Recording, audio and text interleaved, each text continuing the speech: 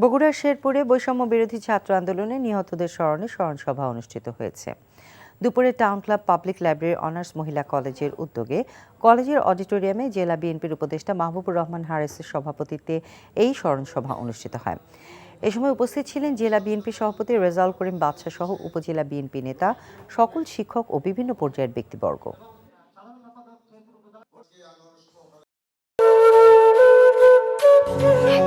বাজে কথা বলবেন। আপনি কি বলতে চাচ্ছেন? এই চাঁদনি আপনার গায়ে এসে পড়েছে? আজে বাজে লক্ষ্য থাকার।